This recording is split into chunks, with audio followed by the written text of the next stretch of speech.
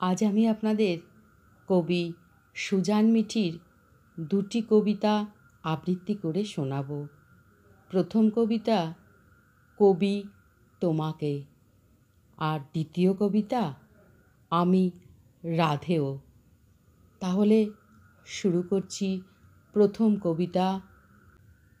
মাত্র 18 বছর বয়সে বিয়ে হয়ে গেল আমার।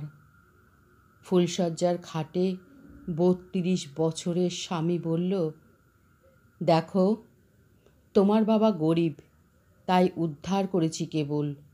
মনে আমার অন্য সোহাগ, থাকবে খাবে দাবে, শাড়ি গয়না সব পাবে, কিন্তু আমাকে চেও না কখনো। বিবাহের নানা নিয়ম কানুনে ক্লান্ত আমার চোখে নেমে এলো ঘুম।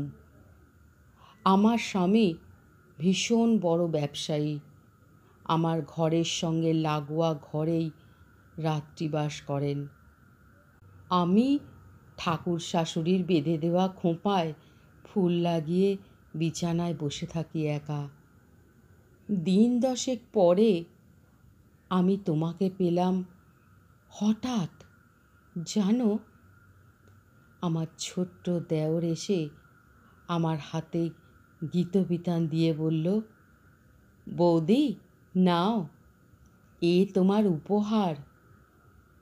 আমি হাতে নিয়ে উল্টে পাল্টে দেখে ঘরে নিয়ে এলাম। এরপর তুমি আমার হলে, যুবতীর প্রেম হলে। প্রত্যেক বিকেলে পাঠ করে শোনাতো তোমায়, আমি মুগ্ধ হয়ে শুনতাম। বৈশাখে বৃষ্টি আসতো, আমার সমবয়সী দেওর ওর 2 হাত দিয়ে আড়াল করত আমায়। তারপর সকালে তোমার গান দিয়ে ধুয়ে দিত আমার 2 চোখ। আমি একদিন ওকে জড়িয়ে ধরি আমার অবশ মূর্ছনায়। ও আমায় ওর খোলা বুকে আশ্রয় দেয় সেই প্রথম। ঠোঁটে ভিজিয়ে দেয় তোমার কবিতা, তোমার গান, তোমার প্রেম, প্রকৃতি, পূজা। আমি আমার দেওরের নতুন বউঠান হয়ে উঠলাম কখন যেন। আমার স্বামীর ব্যস্ততা বাড়তে বাড়তে আমার সঙ্গে দেখা সাক্ষাৎও কম হয়ে গেল। শাশুড়ি ঠাকুর, শাশুড়ি আমাকে গঞ্জনা দিতে শুরু করল। দেওরের অন্যত্র বিবাহ পাকা হয়ে গেল কয়েক মাসের মধ্যেই। একলা ছাদে বৃষ্টি মাখতে মাখতে যখন কান্না বুনতে ব্যস্ত আমি ভীষণ, আমার দেওর এসে আমার 2 চোখ চেপে তোমাকে শোনালো শেষবারের মতো, মাতিয়া যখন উঠেছে পরাণ, কিসের আঁধার কিসের পাষাণ। আমি অভিমানে মুখ লুকিয়ে ফেলি ওর বিপরীতে। সেই খোলা বুক, ভিজে ঠোঁট, উদাত্ত কণ্ঠের আবৃত্তি মিলিয়ে গেল প্রচণ্ড বজ্রপাতের শব্দে। আমার প্রিয় বন্ধু আমার রবি দেওরের বিয়ে হয়ে গেল ধুমধাম করে। আমার উপর ভার পড়ল নতুন বউকে ফুলশয্যার সাজে প্রস্তুত করার জন্য। আমি তোমাকে সেই গীতবিতান থেকে আঁকড়ে ধরেছিলাম কবি। তোমার সোনার তরীতে ডুবেছি একলা দুপুরে। তোমার বলাকা ভাসিয়েছে বিকেলে অভিমান। তোমার সঞ্চয়িতা মুখের ওপর চেপে ঘুমিয়েছি রাতে। আমার খোপার ফুল লুটিয়েছে বালিশের আনন্দে। ঠাকুর শাশুড়ি ভেবেছে আচারের বন্দোবস্ত করার কথা। আমার দেওর আমার সামনে দিয়ে সুসজ্জিত বউকে নিয়ে গেল ঘরে, হাতে তুলে দেবে গীতবিতান, বুকে পূর্ণ আদর। আমার খোঁপার চারিদিকে গজিয়ে উঠবে বিষাদ। আমার ঠোঁটে দেওরের এঁকে দেওয়া রবীন্দ্রনাথ নেমে যাবে ধুলোয়, খুঁজবে আফিম। কবি, আমি তোমার নতুন বউঠান হয়ে গেলাম, তোমায় বুকে নিয়ে। ডাক্তার দেওরের ঘর থেকে জোগাড় করে রেখেছিলাম ঘুমের ওষুধগুলো।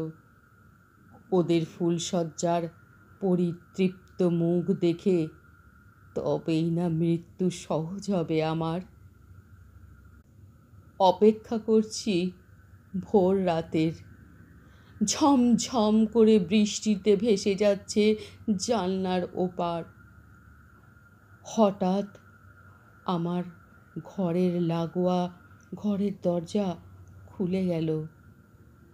আমার ব্যবসায়ী বর বেরিয়ে এসে আমার খাটের কোণে বসল অপরাধী মুখ নিয়ে। তারপর ফিসফিস করে বলল, মাপ করো। জড়িয়ে ধরল আমার শরীর, শূন্য মন।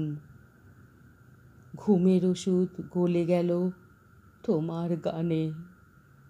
আমার গা দিয়ে নেমে আসছে অনুতপ্ত বরের আদর, আর দেওরের ঘর থেকে বয়ে আসছে তোমার গান। এমন দিনে তারে বলা যায়।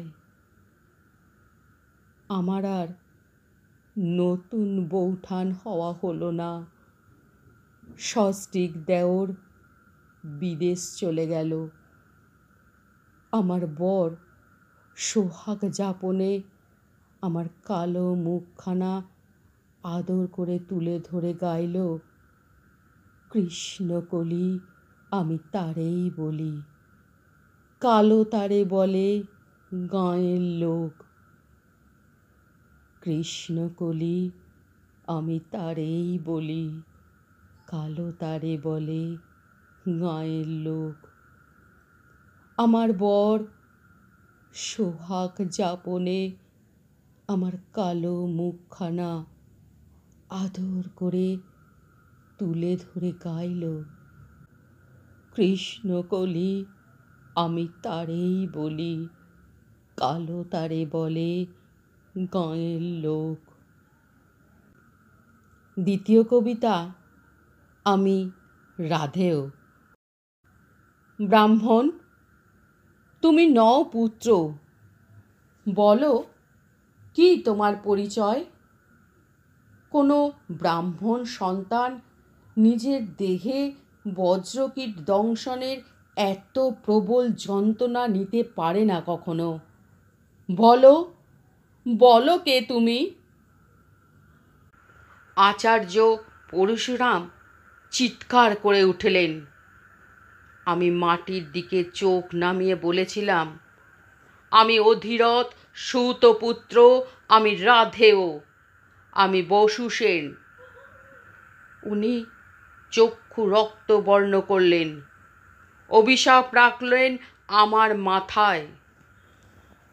আমার সঙ্গে ছলনা, ভুলে যাবে, ভুলে যাবে ব্রহ্মাস্ত্র প্রয়োগ, ভুলে যাবে বিশেষ সময়ে। হ্যাঁ আচার্যদেব, আপনি জগতের অন্যতম শ্রেষ্ঠ গুরু, শ্রেষ্ঠ ব্রাহ্মণ। আমার চোখে সূর্যের তেজ খুঁজে পেলেন না? আপনি উপলব্ধি করতে পারলেন না ভাস্কর ঔরস? সূতপুত্রেত্বেই বিশ্বাস রাখলেন? কিসের আচার্য আপনি? দ্রোণাচার্য বলেছিলেন, ক্ষত্রিয়ের শ্রেষ্ঠ বীর হবে একমাত্র অর্জুন। আমার অস্ত্র শিক্ষা কেবলই বাল খিলল। তুমি হেসেছিলে অর্জুন। ওহো, কি ক্রুশ সে হাসি! দ্রৌপদীর স্বয়ংবর সভায় ব্যর্থ আমি, বিজয়ী তুমি। দ্রৌপদী লাঞ্ছিত করল আমায়। আমার জীবনের প্রথম কামনা ছিনিয়ে নিয়ে গেলে তুমি। তারপর তারপর তার স্থান হলো পঞ্চজনে। কোনো মন্দ আমি বলেছিলাম তার বস্ত্রহননের সময়? এক স্বামী তো তার ছিল না। কেন প্রতিবাদ করনি অর্জুন তোমার মাতৃ আজ্ঞায়? তোমার চোখে দ্রৌপদী গণিকা, পঞ্চজনের গণিকা, গণিকাই। আর তোমরা যে তার বীর প্রতি সকল, কোনো নীতিতে, কোনো সম্মানে পাশা খেলায় পণ রাখো নিজের স্ত্রীকে? কোন ধর্মের দোহায়ে স্থির থাকো বস্ত্রহরণ অনুষ্ঠানে? আমি মনের ঘৃণা ব্যক্ত করেই ঘৃণিত পুরুষ হয়ে গেলাম। আর তুমি অর্জুন, যার হাত ধরে দ্রৌপদী প্রবেশ করেছিল দাম্পত্যে। তোমরা হয়ে গেলে নিরপরাধ। ধিক তোমাদের, ধিক তোমাদের আভিজাত্য, ধিক নারী জাতির এমন বীরপতিদের। গান্ডীব তুলেছ অর্জুন, অঞ্জলিক নিয়েছ হাতে। এই তো সময় তোমার। আহা, কোথায় সে ব্রাহ্মণ? আমি তার গাভীতে হত্যা করেছিলাম অজান্তে। তিনি অভিশাপ দিয়েছিলেন, মোদিনী গ্রাস করবে আমার রথের চাকা, অসহায় হয়ে পড়ব আমি। এসো দেখে যাও, নয়ন সার্থক করো হে ব্রাহ্মণ। আমার রথের চাকা আমি তোলার চেষ্টা করছি এখন প্রাণপণ। উঠছে না, উঠছে না, কিছুতেই উঠবে না। আমি জানি কৃষ্ণ তোমায় স্মরণ করিয়ে দিচ্ছে তোমার পুত্র অভিমন্যুর মৃত্যু, ঘটোৎকচের আত্মচিৎকার, আমার অনৈতিক আচরণ।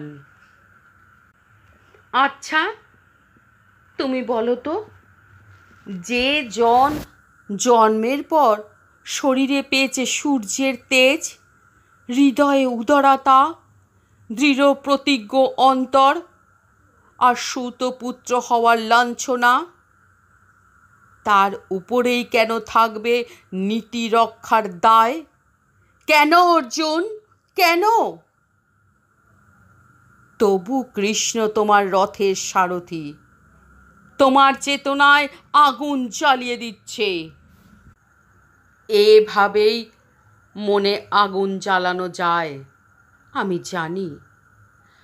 শুধু আপন কৃতকর্ম, আপন অপরাধ স্মরণ করা যায় না। অসহায় অবস্থায় হত্যা করা যায় বৈরীকে।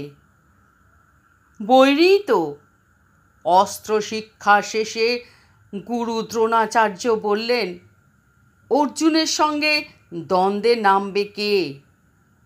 আমি এগিয়ে যেতেই কৃপাচার্যের রক্ত চোখ।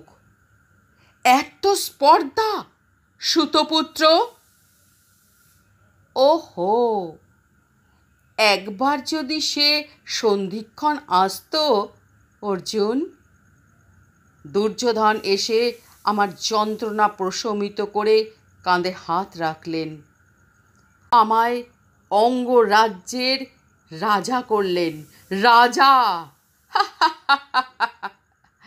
সেই বেতের পেটিকায় ভেসে যাওয়া কবচ কুণ্ডল পরিহিত এক রত্তি অনাথ অঙ্গরাজ্যে রাজপদে অভিষিক্ত। চিরস্থায়ী মিত্রতা স্থাপন ছাড়া কি আর অন্য প্রতিদান দিতে পারি? বলো বলো অর্জুন। আহা, তোমার দেরি হয়ে যাচ্ছে। ক্ষেপণ করো তীর, ছেদ করো আমার মস্তক। আমার কবচ কুণ্ডল থাকলে নিশ্চয়ই তুমি এই সুখের মুহূর্ত পেতে না ভ্রাতা। হ্যাঁ ভ্রাতা, তুমি আমার ভ্রাতা। আমি জানি জানি।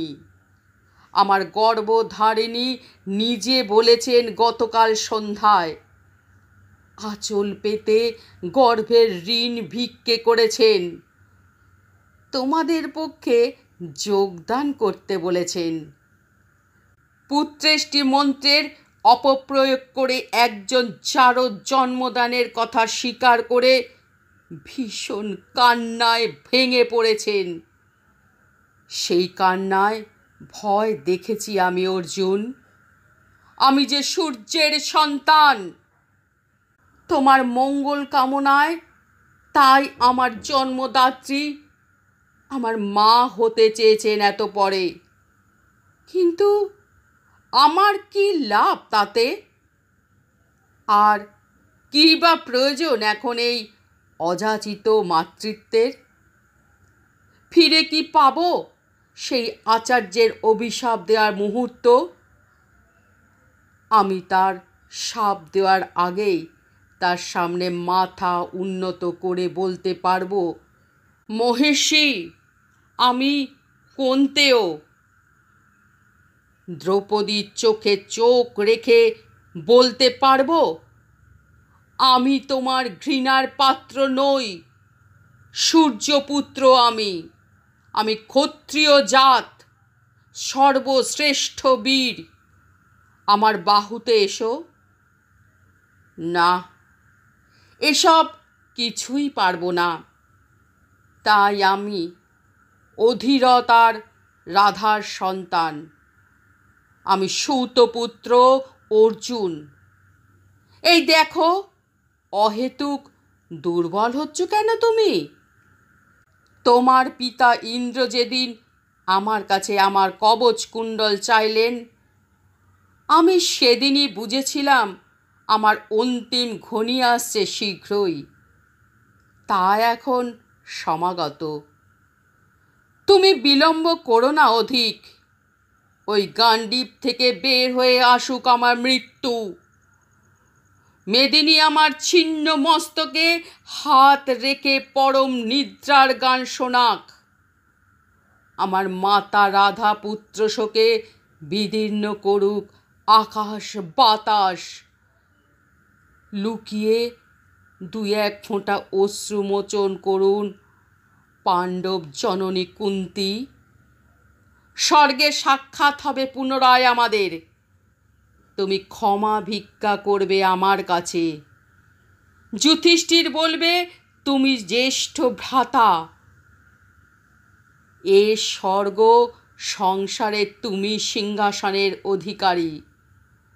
মাতা কুন্তী ক্রোড় পেতে আমায় ডাকবেন, বলবেন, বাছা, তোর যন্ত্রণা মিটিয়ে দিয়ায়। আমি ছুটে যাব সুতগৃহে। রাধা মায়ের শুষ্ক স্তনে মুখ গুঁজে মাতৃত্ব পান করে নেব। চিৎকার করে বলবো, আমি রাধেয়, আমি রাধেয়, আমি রাধেয়, আমি সূতপুত্র, আমি বসু সেন। যদি এর পরেও মাতা কুন্তী জ্যেষ্ঠ পুত্রের হৃদয়ে ছুতে চান স্বর্গের সুতকুটিরে, আমি বলবো, মা গো, আশীর্বাদ দাও মানব কুলে। আর কোনো মাতা কুমারীকালে সূর্যের জন্মের পরে তাকে বেতের পেটিকায় ভাসিয়ে না দেন স্রোতের ঠিকানায়। মেরুদণ্ডের ঋজুতায় দাঁড়িয়ে সে মাতা পরিচয় দিন। আমি কর্ণের মাতা, আমি কর্ণের মাতা, আমি কর্ণের মাতা। আমার এই আবৃত্তি পাঠ আপনাদের যদি এতটুকু ভালো লেগে থাকে, অবশ্যই আমার এই ছোট্ট চ্যানেলটিকে সাবস্ক্রাইব করে পাশে থাকার অনুরোধ রইল। নমস্কার।